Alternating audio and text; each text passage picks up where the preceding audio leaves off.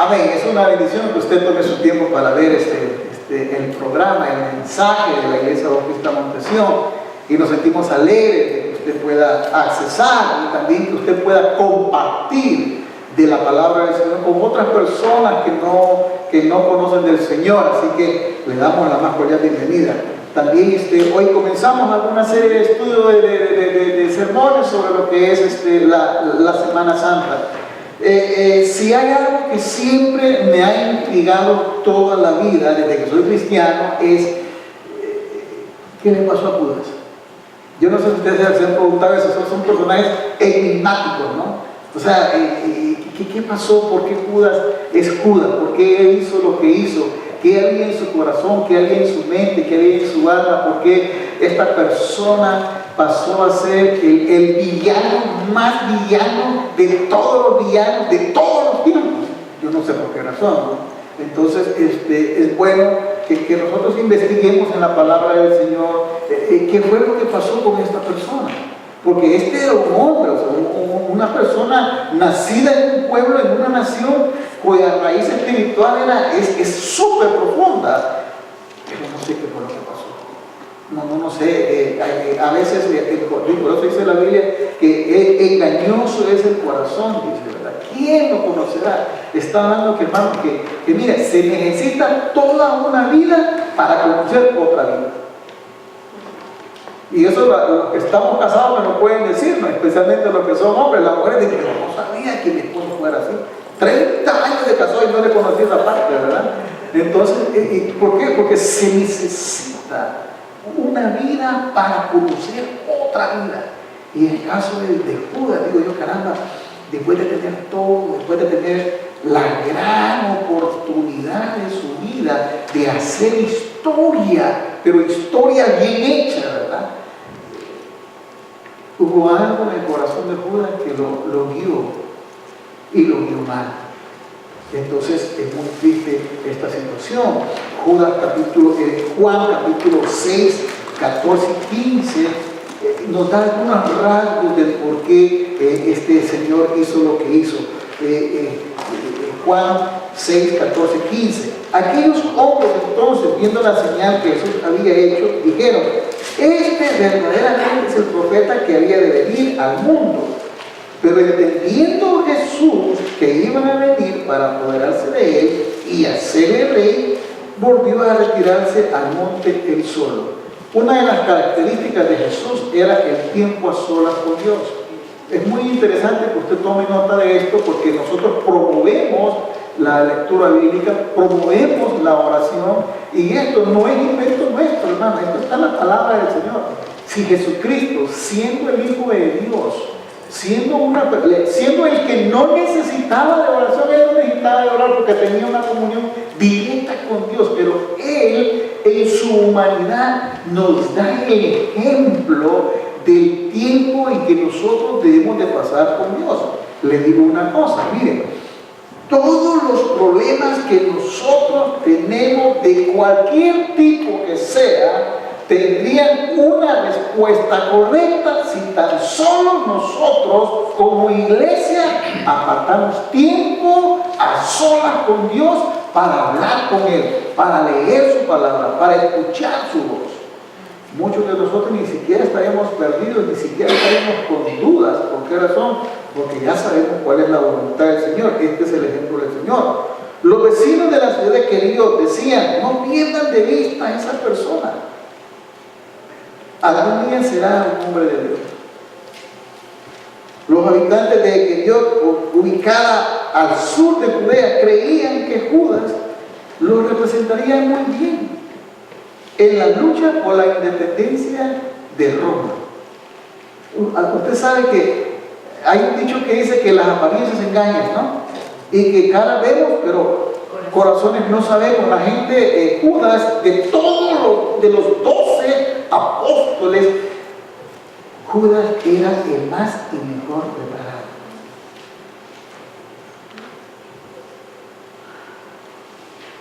Buena educación, buena familia. Entonces la gente decía: wow, este muchacho, de la gente decía, este muchacho trae algo, trae ese enigmático, este muchacho va a llegar muy lejos, ¿verdad? Jamás en la vida pensaron qué tan lejos podía llegar Judas, ¿verdad? Porque las apariencias simplemente engañan las apariencias. El padre de Judas, Simón Iscariote, se había hecho famoso en Israel como un revolucionario radical. No solamente eso, sino que Judas creció en el lugar donde el rey David se hizo rey. No solamente eso, el nombre Judas es muy importante. ¿Por qué razón? Porque Judas es el nombre del cuarto hijo de Jacob con Raquel, el nombre de una de las tribus de Israel. Y no solamente eso también, sino que es el nombre de Judas Macabeo, el líder revolucionario que peleó en contra de los reyes invasores en Israel allá por el año 165-64 antes de Cristo. Entonces el nombre de Judas pesaba. El nombre de Judas estaba cargado de historia y la gente lo miraba a él como una persona que realmente podría hacer algo. Es interesante que también nosotros a veces nos fijamos en las personas y decimos, este tipo la trae, este tipo trae para algo, no sé, es bien enigmático, tiene cierta caricia, cierta gracia, como que tiene el don de la palabra, él habla y convence a la gente. Entonces uno dice, yo creo que este podría ser un gran pastor. En el caso de Judas, todos pensaron que podía ser, wow, un tipo revolucionario. Pero ¿cuántos revolucionarios nos han traicionado? ¿Cuántos revolucionarios nos han decepcionado? Usted sabe que en Cuba muchos cubanos maldicen el día que llegó Fidel Castro al poder. ¿Cuántos venezolanos admiraban a Chávez? ¿Y cuántos ahora están decepcionadísimos de todo lo que hizo? Usted sabe que hubo un momento en que a Fidel Castro lo consideraron como Dios. ¿Cuánta gente admiró a Adolf Hitler? Usted sabe que él llegó al poder por la vía de las urnas, que la gente votó por él, porque lo miraban un tipo brillante, una persona capaz de sacar adelante a Alemania. Y miren a dónde llevó a su nación. Entonces, las apariencias engañan, tenemos que reconocer esto, ¿no? Por eso es interesante que este señor, este Judas, haya hecho lo que ha hecho.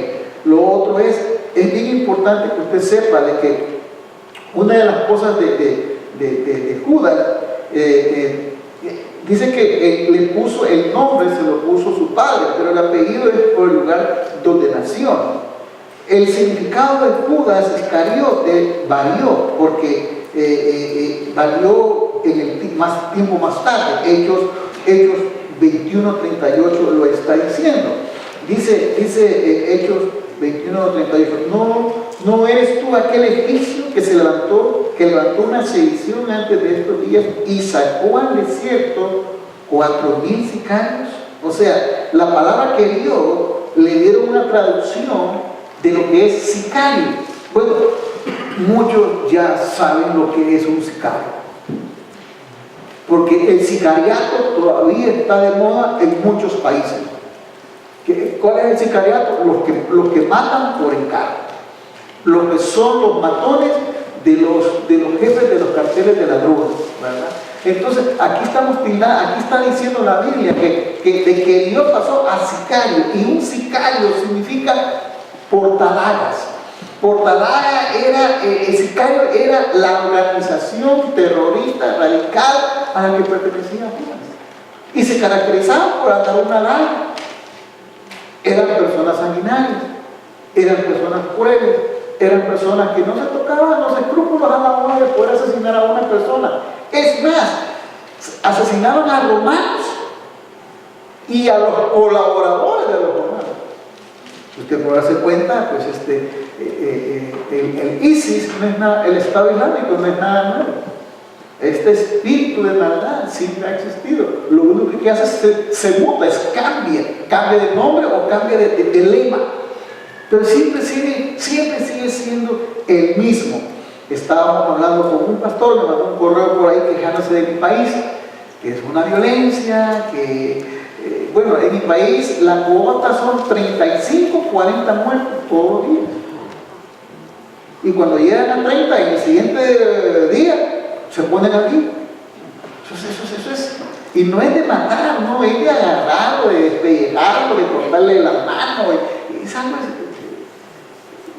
es muy difícil.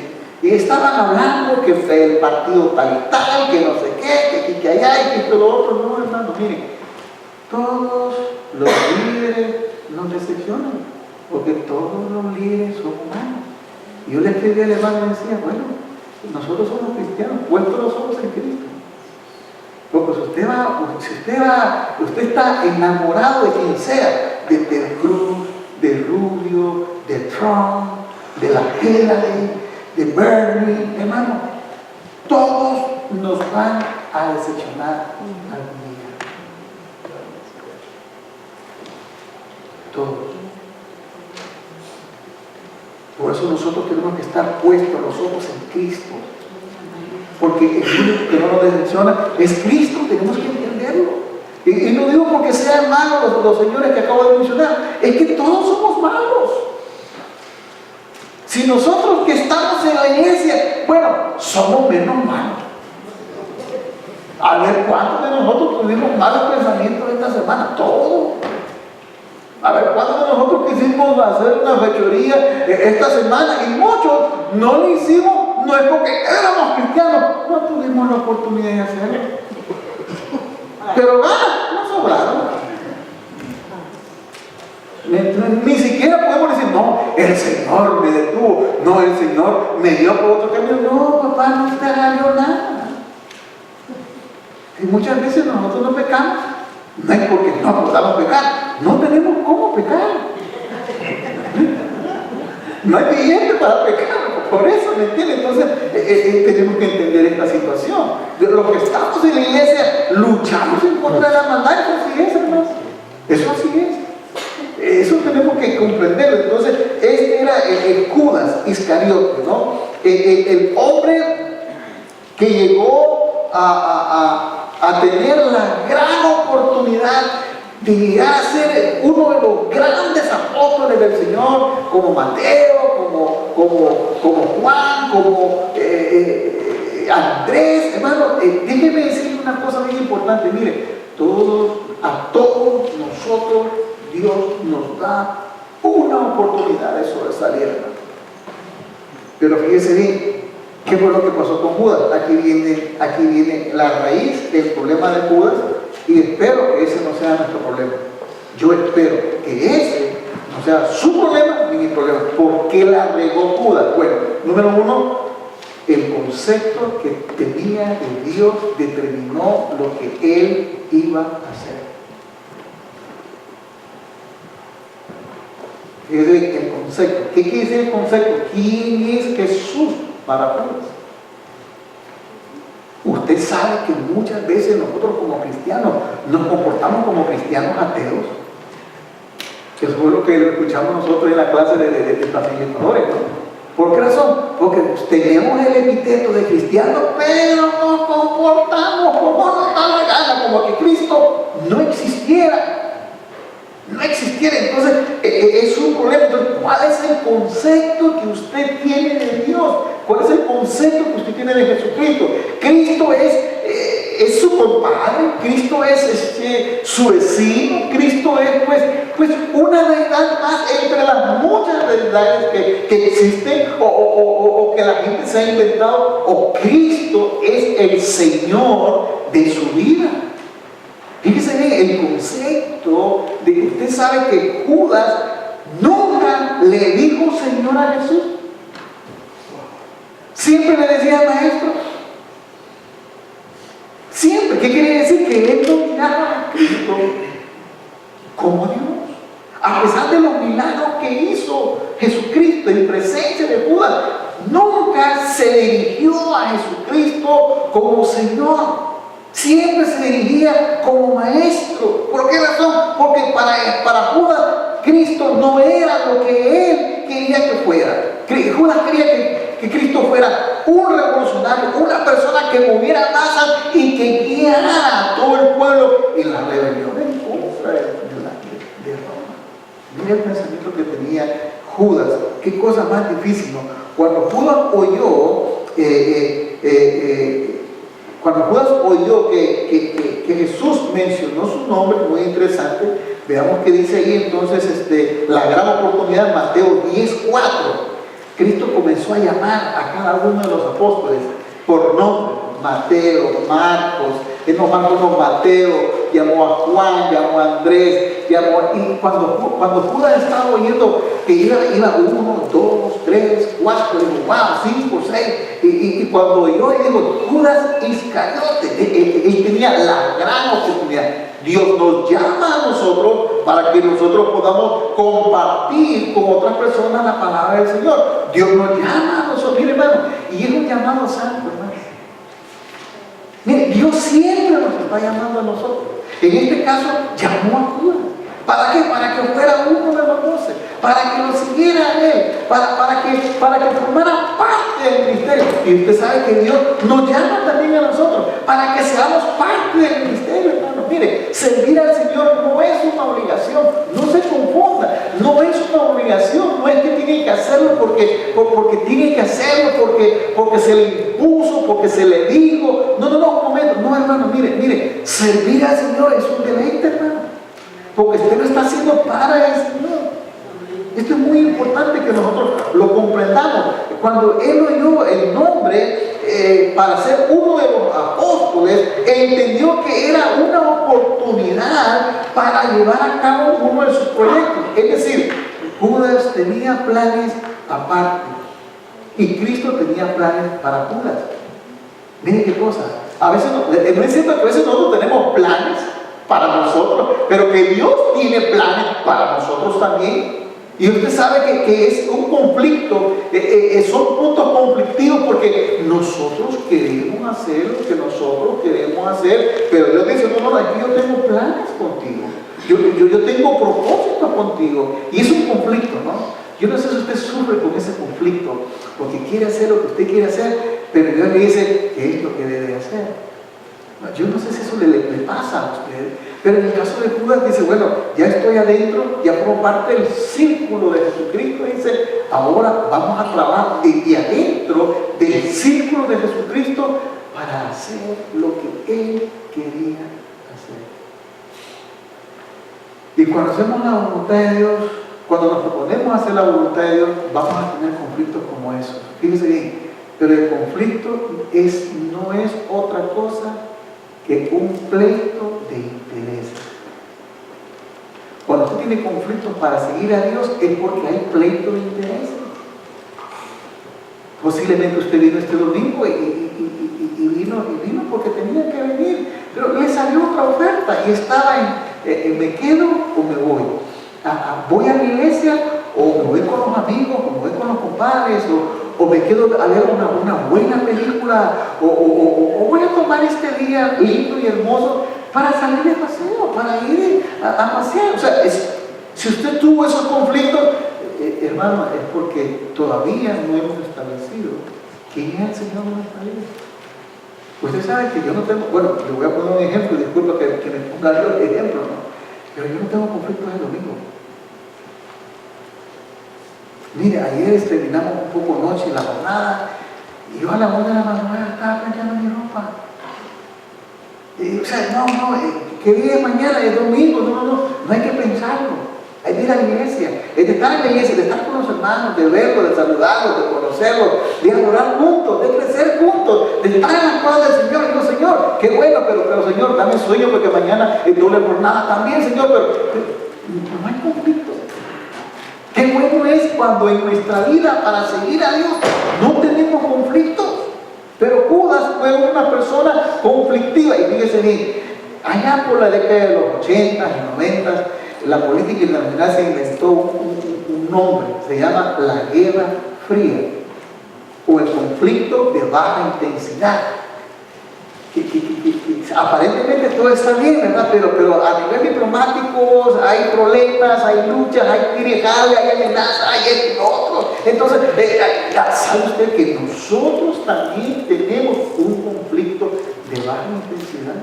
Que venimos, a veces venimos a la iglesia y sonreímos y todo, pero el corazón es bien grande. Pero en el corazón hay indecisiones, pero en el corazón hay cosas que nos abruman, hay cosas que nos comen la paz, nos roban la felicidad, nos roban la comunión con Dios y estamos entre venir o no venir, decidir o no decidir. Ese era el corazón de Judá, porque no había logrado establecer quién era el Señor en su vida. Yo le invito a usted que usted establezca quién es Jesús en su vida. ¿Quién es el Señor en su vida? ¿Por qué razón? Cuando usted establezca quién es el Señor en su vida, los conflictos se van a ir. No, van a crecer. Y se van a ir solo cuando usted se acostumbra a establecer en su vida quién es Jesús para usted. La gente lo va a ver todo raro al principio y después lo va a respetar. Eso sí es verdad. Entonces Judas tenía en mente a Cristo porque Cristo era una persona con gracia. Cristo jalaba a la gente. Cristo no iba a buscar a la gente lo buscaba a Él. La gente lo buscaba a Él. Es decir, la gente quería oír palabras de Él. Entonces Judas iba a Cristo como, este está bueno para promover un levantamiento, está bueno para promover la independencia de Israel. Y mire cómo pensaba Judas, cuál era el pensamiento que tenía este hombre del Señor. Juan 7:38 lo está diciendo. Judas tenía una idea y visión sobre Jesús que no comportaba ni nada. Por eso Jesús nos da un parámetro de cómo debemos de conocerlo a Él. Juan 7:38 dice que el que cree en mí, como dice la Escritura, de su interior correrán ríos de agua viva. ¿Por qué cree usted que yo siempre digo, hermano, capítulos todos los días, hermano? El pastor, es mucha lectura, pero hermano, nosotros perdemos más tiempo practicando deporte, perdemos más tiempo hablando con los hermanos. Hermana linda, hermosa y bella, ¿cuánto tiempo pasa hablando por teléfono con su comadre? No, yo pregunto, ¿cuánto tiempo pasa pegada en Facebook? ¿Y cuánto tiempo pasa usted viendo las novelas? No me venga diciendo, el pastor nos está matando con 3 capítulos todos los días. Eso implica quién es el Señor en su vida. Por eso Cristo está diciendo, el Señor, el que cree en mí, no como dice el pastor, no como dicen en la religión, no como dicen fulanita o sotanita, no como dicen los falsos predicadores que andan ahí, dice como dice la Escritura. ¿Qué está diciendo Dios? ¿Qué está diciendo Dios? Dice Dios, si tú quieres conocerme a mí, dice Dios, solo hay una manera de conocerme, a través de la palabra. La primera vez que fuimos a Israel, primeramente Dios que haga el tercer viaje, se subieron 2 muchachas. Nos fuimos a aparecer ahí escala en Frankfurt, Alemania. Y nos fuimos. Miren, esas chicas, hermano, desde que se sentaron al avión, domingo o lunes a la 1 de la madrugada, no pararon de hablar hasta que llegamos a Roma.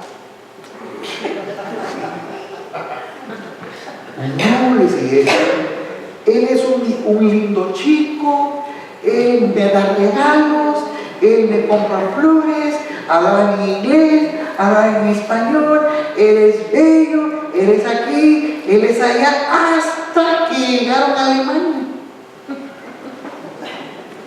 De Frankfurt al Cairo, Él es lindo. Y yo digo, ¿de dónde le sale tanta cosa para hablar de una persona? Me explico, cuando uno se siente así enamorado, no se cansa de hablar del enamorado. Cuando nosotros estamos enamorados de Cristo, hermano, no nos vamos a cansar de conocerlo. No queremos cansar de conocerlo, de entenderlo, de amarlo, de una pasión hermosa. Eso es lo que está diciendo el Señor. Por eso el que cree en mí, como lo dice la Escritura, le está diciendo a Judas para ayudar a que entendiera mejor quién era el Señor. Y mire, y Cristo le dio, mire, Cristo, fíjese, Dios es un Dios de oportunidades. Porque Cristo sanó enfermos crónicos. No estoy diciendo que las enfermedades como el dolor de cabeza o el dolor de muela no las sana el Señor, no, pero enfermedades crónicas como la lepra, enfermedades difíciles como una parálisis, enfermedades tan difíciles como la ceguera. O sea, estamos hablando de algo extraordinario. Y Cristo lo hizo, y ahí estaba Judas, hermano. Ahí estaba Judas en el momento del milagro, ahí estaba. Cristo resucitó muertos, resucitó al hijo de la viuda de Naín, resucitó a la hija de Jairo, resucitó también a Lázaro. O sea, él dio por lo menos 3 resurrecciones que hizo Cristo. Él las vio, o sea, hermano, era algo como para creer, ¿no? Usted sabe que muchas veces nosotros no creemos, no es porque no creemos, sino que porque hemos decidido no creer. Punto. Y eso es un grave problema. ¿Por qué razón? Porque ya no hay conflictos. Usted sabe que el que decidió creer, ya no hay conflicto, ya está decidido. Me acuerdo de don Matías. Don Matías era una persona que nosotros evangelizamos en Guatemala hace mucho tiempo. Y nosotros fuimos a la aldea en Guatemala y lo hablamos. Fue la primera persona que tuvimos contacto y hablamos y le dije cómo se llama. Me dijo que se llamaba Matías. Y que bueno, don Matías, usted está listo para entrar a la salvación, para tener una relación con Jesucristo. Y me dice, no, a mí lo de Cristo no me interesa. Pero don Matías, ¿y qué pasa si usted se muere ahora? ¿Dónde vive alguien que? Y yo andaba ahí, no es que fume, pero andaba en el encendedor, ¿no? Entonces yo puse el encendedor y le dije, a mí está más alto. Entonces yo le dije, don Matías, ponga la mano ahí a ver cuánto resisto. No, yo sé que no resisto. Pero ¿sabe qué? No estoy limpiando, estoy decidido. El día que yo me muera, yo estoy condenado. No hay conflictos. Ya está decidido. Es decir, puede venir un ángel, no va a creer. Es decir, puede haber un milagro, no va a creer. Es decir, puede presentarse a Jesucristo mismo él, no va a creer porque él decidió no creer. Nosotros a veces somos como don Matías, hemos decidido no creerle a Dios. Y venimos a la iglesia. Este era un problema que Judas tenía. Judas creyó, resolvió no creer en Dios. No. Judas estaba cuando Cristo multiplicó los panes y los peces en más de una ocasión. Estaba cuando convirtió el agua en vino, cuando calmó la tempestad, cuando caminó en el agua. Y esto es poder de Dios sobre los elementos de la naturaleza. Pero él no creyó. Jesús podía leer los pensamientos de los hombres. Después de haber calmado la tormenta y el viento, los 12 lo adoraron en la barca. El ex ciego del estanque de Siloé lo adoró en público.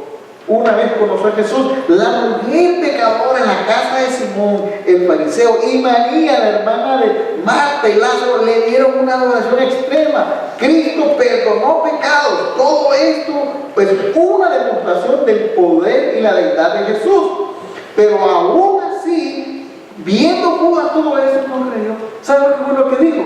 Cuando le derramaron el perfume, muy caro ese perfume. Ese perfume bien pudo haber sido vendido en el mercado negro por más de $300.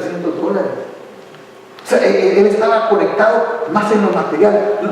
No vio la adoración que le dio María, no vio cómo ella estaba con un corazón agradecido por el milagro que Dios había hecho en la vida de ellos al levantar de los muertos a Lázaro. No vio ese milagro, no le importó, decidió no creer. Una vez más, son oportunidades que Dios nos da. Pregúntese usted cuántas oportunidades Dios le va a dar en su vida. ¿Cuándo usted va a creerle a Dios? ¿Cuándo? Fíjese que Dios estaba, usted sabe que Dios se queja, ¿no? Y Dios estaba molesto porque le dijo a todo el pueblo de Israel: vayan y conquisten la tierra. Y los israelitas: no, vimos nosotros a los hijos de Aná, y vimos monocrates, y vimos las ciudades amuralladas, y vimos las puertas que se eran hechas. Ahora nosotros parecíamos langostas. Mejor, ¿sabes qué? Le nombremos un capitán y regresémonos para Egipto. Dice Dios: ¿hasta cuándo? ¿Hasta cuándo esta generación perversa, dice, me ha de provocar? Usted sabe que no creerle a Dios es un insulto.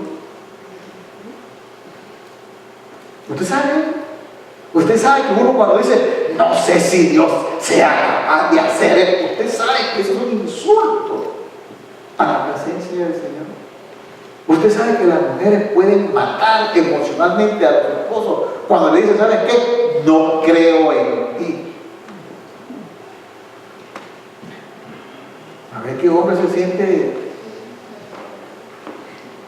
orgulloso porque la mujer no se siente mal. ¿Cómo se siente Dios?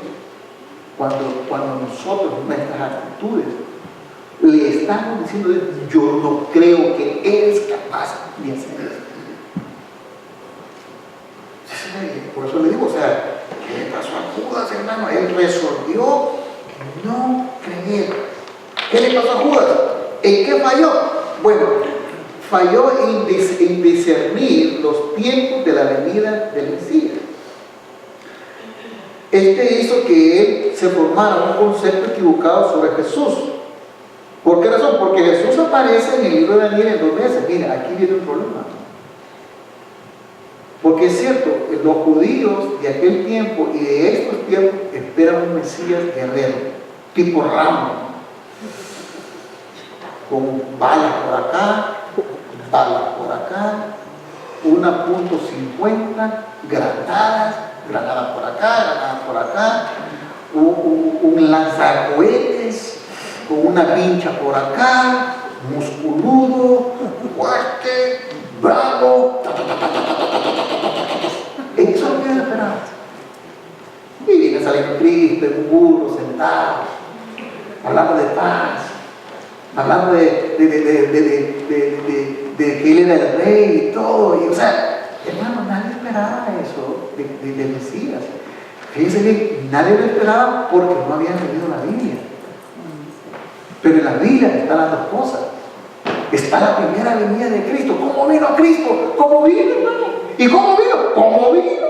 Humilde. Nació de una virgen, fue pobre, y la Biblia dice que iba a ser pobre. Miren qué cosa, la primera venida de Cristo vino en pobreza, hermano. Hermano, lo único que tenía Cristo de posesión en este mundo fue la túnica y las sandalias.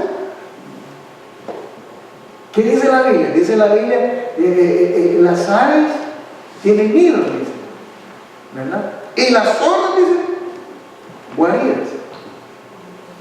Pero el hijo del hombre no tiene donde recoger los malezas. Y le cobraron los impuestos.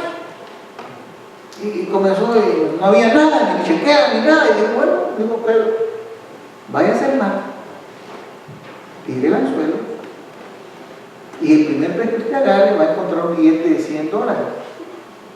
¿Sí? Sáquele el billete, pague los dinero suyo, los 40 suyos y los 40 míos, y dele $20 de ti. No tenía. Está diciendo que iba a ser pobre. Y hermano, y fue pobre. Si siendo rico, siendo el dueño de todo. Esa es la parte que uno lo deja como mareado, ¿no? ¿Cómo es posible que siendo él el dueño de todo, vino a vivir acá, hermano, en pobreza? ¿Cómo se explica eso? ¿Cómo se explica que los ángeles lo rodeaban en el cielo y aquí se rodea un manojo de pecadores? ¿Cómo se explica eso, hermano? El amor de Dios.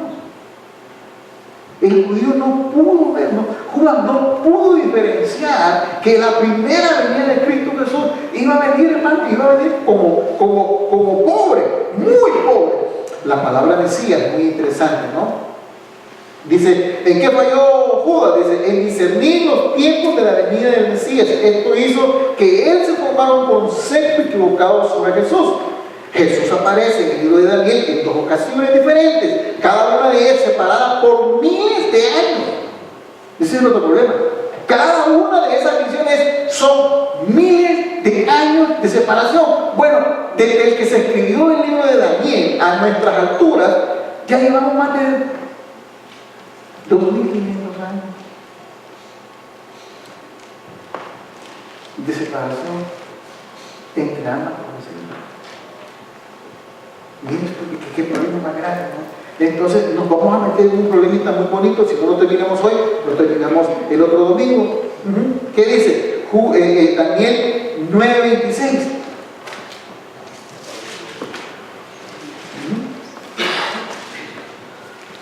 Porque estamos viendo ahí que en Daniel 9:26 aparece como el Mesías. Miren lo que dice: sabe pues y entiende que desde la salida de la orden para restaurar y edificar a Jerusalén hasta el Mesías príncipe habrá 7 semanas y 62 semanas. Se volverá a edificar la plaza y el muro en tiempo angustioso, y después de las 62 semanas, ¿qué dice? Se le quitará la vida al Mesías príncipe, mas no por sí. Y el pueblo de un príncipe que ha de venir, ¿verdad? Ha de destruirá la ciudad y el santuario, y su fin será condenación, y hasta el fin de la guerra durarán devastaciones. ¿Qué está diciendo Daniel? Van a matar al Mesías. Lo van a matar. Dice, cuando dice, mas no por sí, dice, no, él se va a dejar matar. Dice en griego, el hebreo dice que no va a recibir por lo que aquello por lo que él vino, es decir, no va a recibir el reino.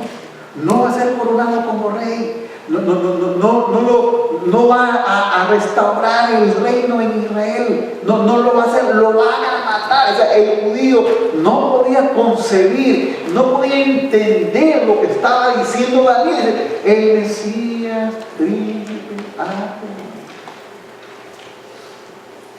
Como dicen en mi país, más claro, no canto un gallo. Y usted sabe que hasta esta altura el pueblo de Israel no lee esta parte. Hubo un judío, no sé si era de Bulgaria, que él le dijo, oró y le dijo que se le revelara el Mesías, que él quería conocer más del Mesías. Y en la oración estaba cuando esa persona, de alguna manera u otra, se le cayó la Biblia en hebreo. Y cayó específicamente, abierta específicamente en Daniel 9, 26 y 27. Y este hombre se da cuenta, esas son las investigaciones, porque esto hay que hacer números, de hacer cuentas, de hacer datos, y se dan cuenta que aquella persona que clavaron en una cruz, aquel hombre que lo vituperaron, aquel hombre que le dieron cuantas cosas feas y horribles, ese es el Mesías. Y por eso él puso un ministerio, todavía está ese ministerio, Chosen People.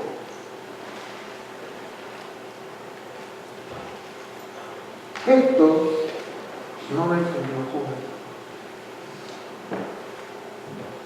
Y miren, termino con esto.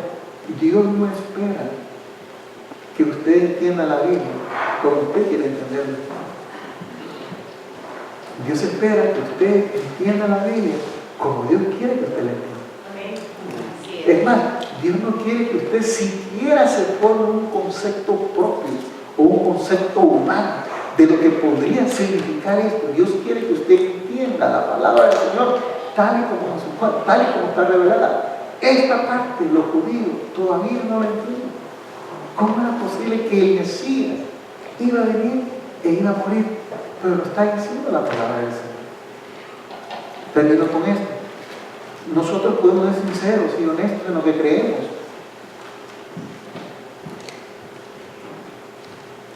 Pero eso no hace la verdad. Posiblemente Judas fue sincero y honesto en lo que creía, pero eso no hizo la verdad. Y por último, cuando se decepcionó de Jesucristo, hizo lo que tenía que hacer. ¿Qué nos mueve a nosotros con Dios? El concepto que tengamos de Dios. ¿Quién es Jesús para usted? ¿Es el Hijo de Dios? ¿Es su Señor y Salvador? ¿O es simplemente una figura pública que hace mover masas? ¿Es una figura con la que usted va a cumplir sus proyectos?